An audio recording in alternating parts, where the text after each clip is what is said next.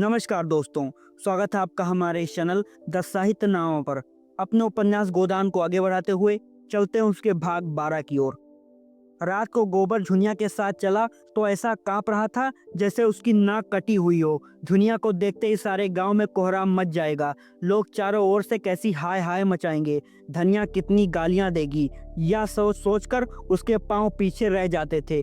होरी का तो उसे भय न था, वह केवल एक बार दहाड़ेंगे फिर शांत हो जाएंगे। डर था धनिया का, जहर खाने लगेगी, घर में आग लगाने लगेगी। नहीं, इस वक्त वह झुनिया के साथ घर नहीं जा सकता। लेकिन कहीं धनिया ने झुनिया को घर में घुसने ही ना दिया और झाड़ू लेकर मारने दौड़ी तो वह बेचारी कहाँ जाएगी? अपने घर तो लौट नहीं सकती। कहीं कुएं में कूद पड़े या गले में फांसी लगा ले तो क्या हो? उसने लंबी सांस ली, किसकी शरण लें? मगर अम्मा इतनी निर्दयी नहीं है कि मारने दौड़े। क्रोध में दो चार गालियां देंगी, लेकिन जब झुनिया उनके पांव पकड़कर रोने लगेगी तो उन्हें जरूर दया आ जाएगी। तब तक वह खुद नहीं कहीं छिपा रहेगा। जब उपद्रव शांत हो जाएगा तब वह एक दिन धीरे से आएगा और अम्मा को मना लेगा। अगर इस बीच उसे कहीं मजूरी मिल जाए और 2-4 रुपए लेकर घर लौटे तो फिर धनिया का मुंह और भी बंद हो जाएगा। झुनिया बोली, मेरी छाती धक धक कर रही है। मैं क्या जानती थी तुम मेरे गले या रोग मर दोगे। न जाने किस बुरी साइट में तुमको देखा। न तुम गाय लेने आते, न यह सब कुछ होता। तुम आगे आगे जाकर जो कुछ कहना सुनना हो कह सुन लेना, मैं पीछे से जाऊंगी। गोबर ने कहा, नहीं नहीं, पहले तुम जाना और कहना मैं बाजार से सौदा बेचकर घर जा रही थी। रात हो गई है, अब कैसे जाऊं? तब तक मैं आ जाऊंगा। झुनिया चिंतित मन से कहा, तुम्हारी अम्मा बड़ी गुस्सैल हैं, मेरा तो जी कांपता है। कहीं मुझे मारने लगे तो क्या करूंगी? गोबर ने धीरज दिलाया, अम्मा की आदत ऐसी नहीं है। हम लोगों तक तो एक तमाचा मारा नहीं, तुम्हें क्या मारेंगी? उनको जो कुछ कहना होगा मुझे कहेंगी, तुमसे तो बोलेंगे भी नहीं। गांव समीप आ गया। गोबर ने ठिठक कर कहा, अब तुम जाओ। झुनिया ने अनुरोध किया, तुम भी देर न करना। नहीं नहीं, क्षण भर में आता हूँ, तू चल तो। मेरा जी न जाने कैसा हो रहा है, तुम्हारे ऊपर क्रोध आता है। तुम इतना डरती क्यों हो? मैं तो आ ही रहा हूँ। इससे तो कहीं अच्छा था कि किसी दूसरी जगह भाग चलते। जब अपना घर है तो क्यों कहीं भागें? तुम नाहक डर रही हो। जल्दी से आओगे ना? हाँ हाँ, अभी आता हूँ। मुझसे दगा तो नहीं कर रहे हो? मुझे घर भेजकर आप कहीं चले जाते हो। चलते बनो। इतना नीच नहीं हूँ झूना, जब तेरी बाह पकड़ी है तो मरते दम तक निभाऊंगा। झुनिया घर की ओर चली। गोबर एक क्षण दुविधा में पड़ा खड़ा रहा। फिर एकाएक सिर पर मंडराने वाली धिक्कार की कल्पना भयंकर रूप धारण करके उसके सामने खड़ी हो गई। कहीं सचमुच अम्मा मारने दौड़े तो क्या हो? उसके पांव जैसे धरती से चिमट गए। वह उसके और उसके घर के बीच केवल आमों का छोटा सा बाग था। झुनिया की काली परछाई धीरे धीरे जाती हुई दिख रही थी। उसकी ज्ञानेंद्रियों बहुत तेज हो गई थी। उसके कानों में ऐसी भनक पड़ी जैसे अम्मा झुनिया को गाली दे रही हैं। उसके मन की कुछ ऐसी दशा हो रही थी मानो सिर पर गंडासे का हाथ पड़ने वाला हो, देह का सारा रक्त सूख गया हो। एक क्षण के बाद उसने देखा जैसे धनिया घर से निकलकर कहीं जा रही हो। दादा के पास जाती होगी। शायद दादा खा पी कर मटर अगोरेंगे और चलने गए हैं। वह मटर के खेत की ओर चला। जौ गेहूं के खेतों को रौंदता हुआ वह इस तरह भागा जा रहा था मानो पीछे दौड़ आ रही हो।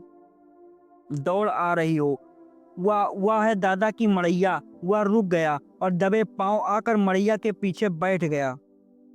उसका अनुमान ठीक निकला।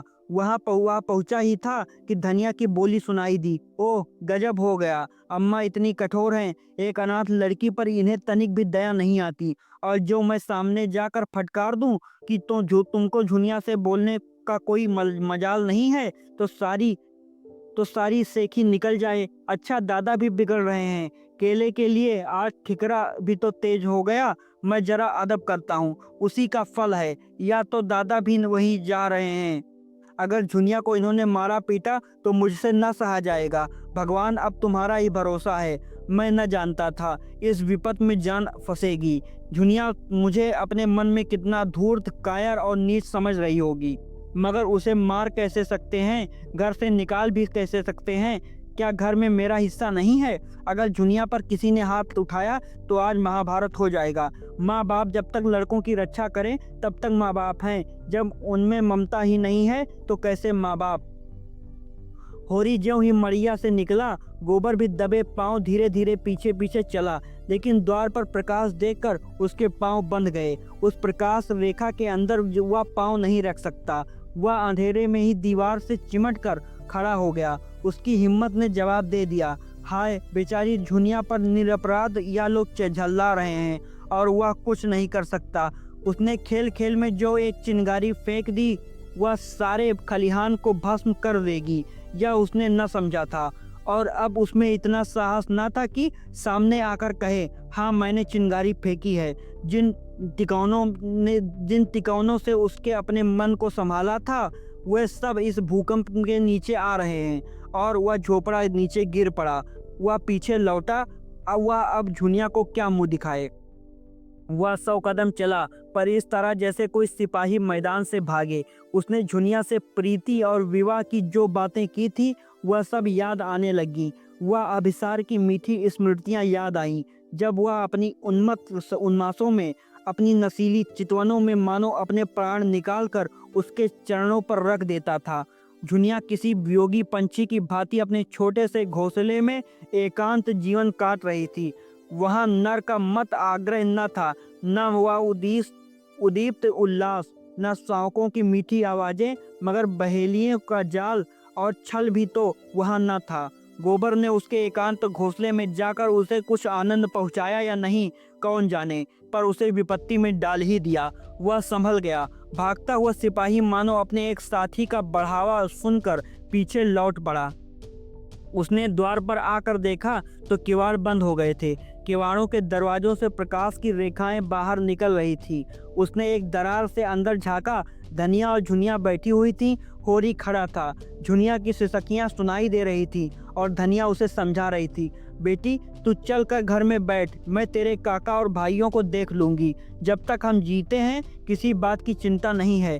हमारे रहते कोई तुझे तिरछी आंखों देख भी ना सकेगा। गोबर गदगद हो गया।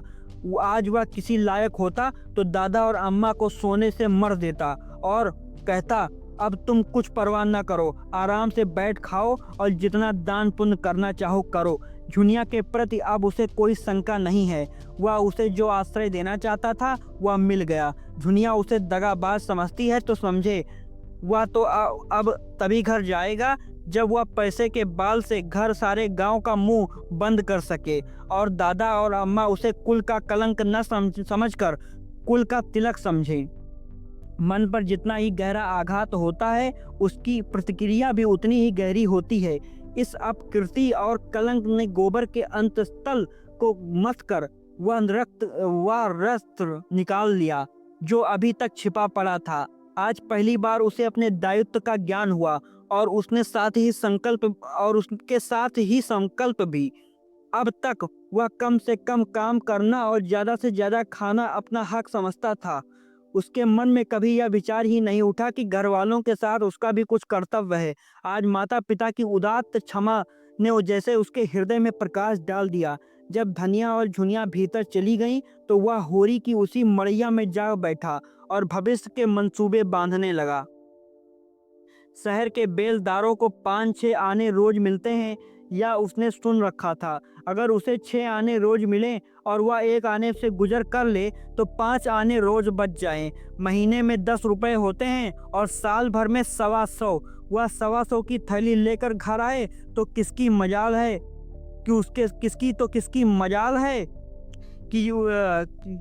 किसकी मजाल है जो उसके सामने मुंह खोल सके।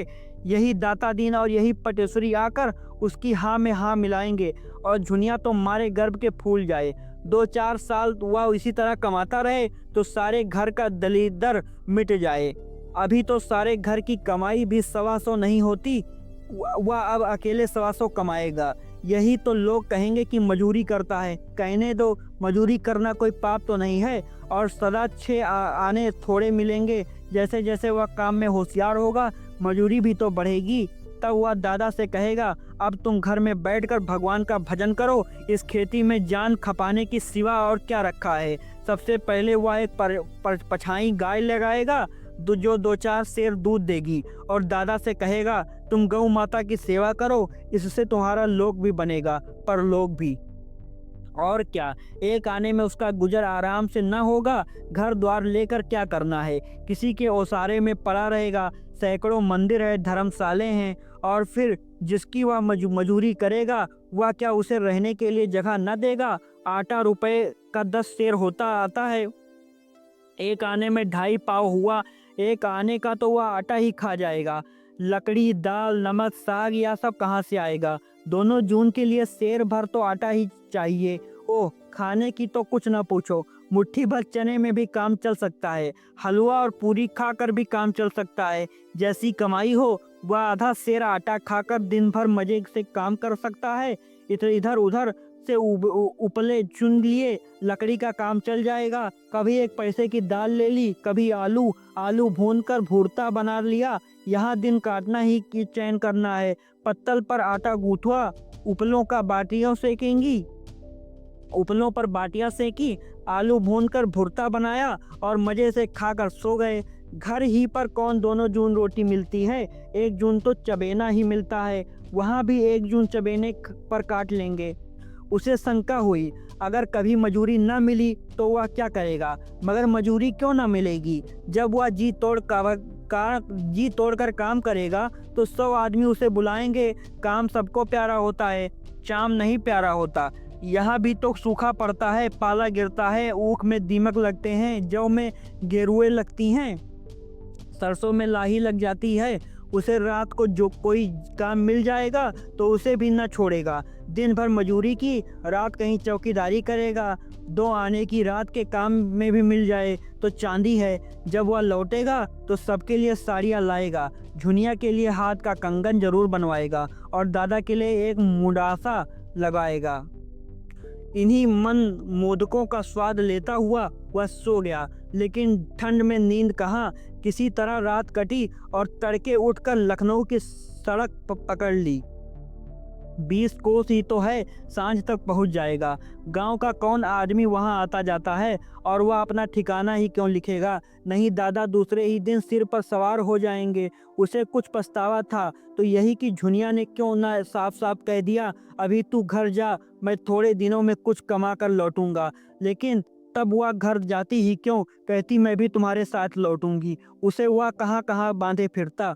फिर दिन चढ़ने लगा। रात को कुछ न खाया था, भूख मालूम होने लगी, पांव लड़खड़ाने लगे, कहीं बैठकर दम लेने की इच्छा होती थी। बिना कुछ पेट में डाले वह अब नहीं चल सकता, लेकिन पास 1 पैसा भी नहीं था।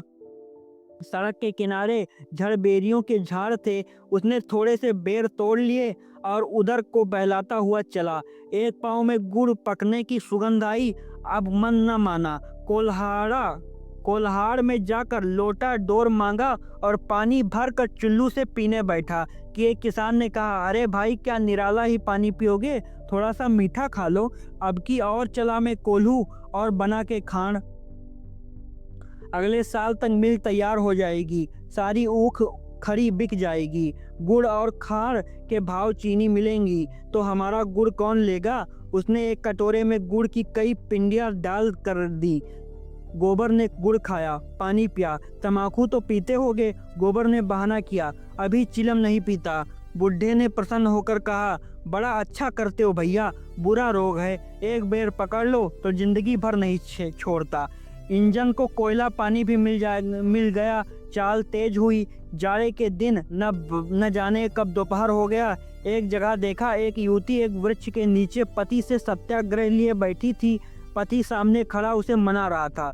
2-4 राहगीर तमाशा देखने खड़े हो गए थे। गोबर भी खड़ा हो गया। मान लीला से रोचक और कौन जीवन नाटक होगा। युवती ने पति की ओर घूरकर कहा, मैं न जाऊंगी, न जाऊंगी, न जाऊंगी। पुरुष ने जैसे अल्टीमेटम दिया, न जाएगी, न जाऊंगी, न जाएगी, न जाऊंगी। पुरुष ने उसके केस पकड़कर घसीटना शुरू किया। युवती भूमि पर लौट गई। पुरुष ने हार कर कहा, मैं फिर कहता हूँ, उठकर चल। स्त्री ने उसी दृढ़ता से कहा, मैं तेरे घर साथ जलम न जाऊंगी। बोटी बोटी काट डाल, मैं तेरा गला काट लूंगा तो फांसी पाओगे। पुरुष ने उसके केस छोड़ दिए और सिर पर हाथ रखकर बैठ गया। पुरुषत्व तो अपने चरम सीमा तक पहुंच गया, उसके आगे अब उसका कोई बस नहीं है। एक क्षण में वह फिर खड़ा हुआ और परास्त होकर बोला, आखिर तू क्या चाहती है? युवती भी उठ बैठी और निश्चल भाव से बोली, मैं यही चाहती हूँ, तू मुझे छोड़ दे। कुछ मुंह से कहेगी, क्या बात हुई? मेरे माई बाप को कोई कोई कोई क्यों गाली दे? किसने गाली दी? तेरे माई बाप को। जाकर अपने घर से पूछ, चलेगी तभी तो पूछूंगा। तू क्या पूछेगा? कुछ दम भी है? जाकर अम्मा की आंचल में मुंह ढाक कर सो। वह तेरी माँ होगी, तेरी को मेरी कोई नहीं है। तू उसकी गालियां सुन, मैं क्यों सुनूं? एक रोटी खाती हूँ तो 4 रोटी का काम करती हूँ, क्यों किसी की धौंस सहूं? मैं तेरा एक पीतल का छल्ला भी तो नहीं जानती। राहगीरों को इस कला में अभिनय का आनंद आ रहा था, मगर उसके जल्द समाप्त होने की कोई आशा न थी। मंजिल खोटी खोती थी। एक एक करके लोग खिसकने लगे। गोबर को पुरुष की निर्दयता बुरी लग रही थी। भीड़ के सामने तो कुछ कह न सकता था। मैदान खाली हुआ तो बोला, भाई, मर्द और औरत के बीच में बोलना तो न चाहिए, मगर इतनी बेदर्दी भी अच्छी नहीं है। पुरुष ने कौड़ी की सी आंखें निकालकर कहा, तुम कौन हो? गोबर ने निशंक भाव से कहा, मैं कोई हूँ, लेकिन अनुचित बात देखकर सभी को बुरा लगता है। पुरुष ने सिर हिलाकर कहा, मालूम होता है अभी मेहरिया नहीं आई, तभी इतना दर्द है। मेहरिया आएगी तो भी उसके झोटे पकड़कर न खींचूंगा। अच्छा तो अपने राह लो, मेरी औरत है, मैं उसे मारूंगा काटूंगा। तुम कौन होते हो बोलने वाले? चले जाओ सीधे से, यहाँ मत खड़े हो। गोबर का गर्म खून और गर्म हो गया। वह क्यों चला जाए? सड़क सरकार की है, किसी के बाप की नहीं है। वह जब तक चाहे वहां खड़ा रह सकता है, वहां से उसे हटाने का कोई अधिकार नहीं है। पुरुष ने ओठ चबाकर कहा, तो तुम न जाओगे? आऊं?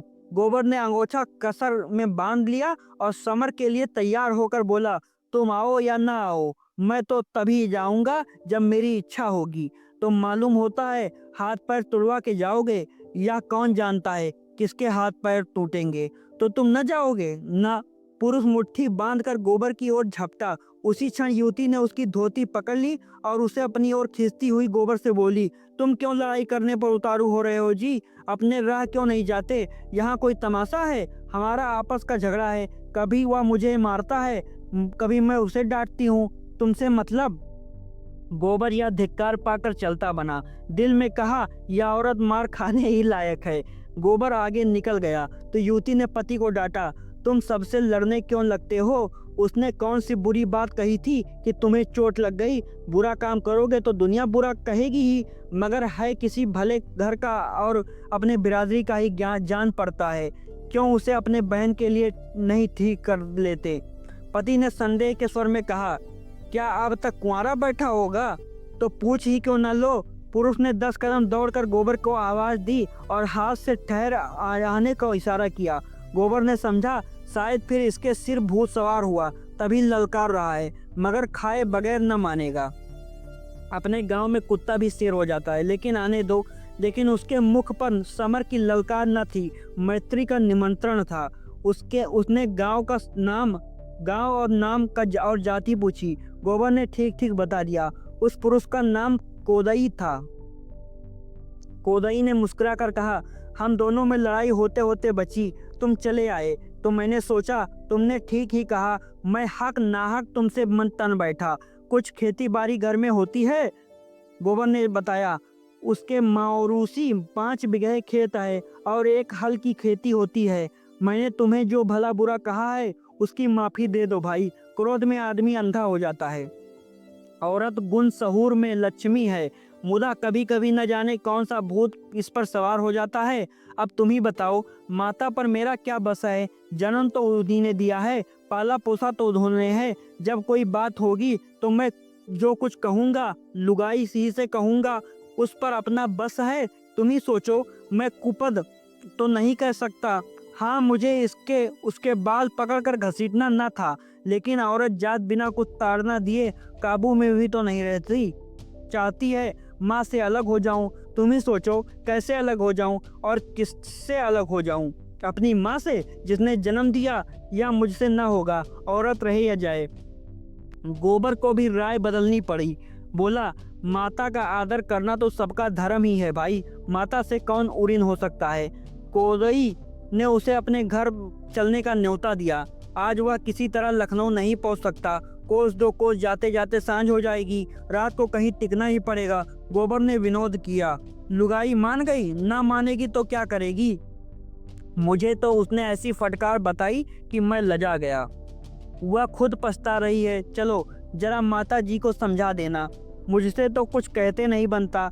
उन्हें भी सोचना चाहिए कि बहू को बाप माई की गाली क्यों देती हैं। हमारी भी बहन है, 4 दिन में उसकी सगाई हो जाएगी। उसकी सास हमें गालियां देगी तो उससे सुना न जाएगा।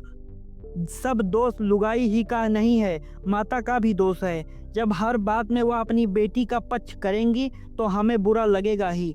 इसमें इतनी बात अच्छी है कि घर से रूठ कर चली जाएं, पर गाली का जवाब गाली से नहीं देती। गोबर को रात के लिए कोई ठिकाना चाहिए था कि कोदोई के साथ हो गया। दोनों फिर उसी जगह गए जहाँ युवती बैठी हुई थी। वह अब गृहिणी बन गई थी। जरा सा घूंघट निकाल लिया था और लजाने लगी थी। कोदोई ने मुस्कुरा कर कहा, यह तो आते ही ना थे, कहते थे ऐसी डांट सुनने के बाद उनके घर कैसे जाएं। युवती ने घूंघट की आड़ से गोबर को देखकर कहा, इतनी ही डांट में डर गए, लुगाई आ जाएगी तब कहाँ भागोगे। गांव समीप ही था। गांव क्या था, पुरवा था 10-12 घरों का, जिसमें आधे खपरेल के थे, आधे पूस के। कोदोई ने अपने घर बहुत पहुंचकर खाट निकाली, उस पर एक दरी डाल दी, शरबत बनाने को कहे, चिलम भर लाया और एक क्षण में वही युवती लोटे में शरबत लेकर आई और गोबर को पानी का एक छींटा मारकर मानो क्षमा मांग ली।